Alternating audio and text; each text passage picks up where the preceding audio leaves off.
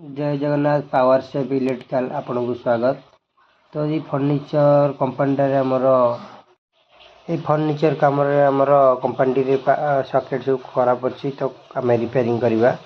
तो कौन सी कार खराब अच्छे देखा ये भाव में लुकटी थी ट्यूब लाइट गुटा सब लगे।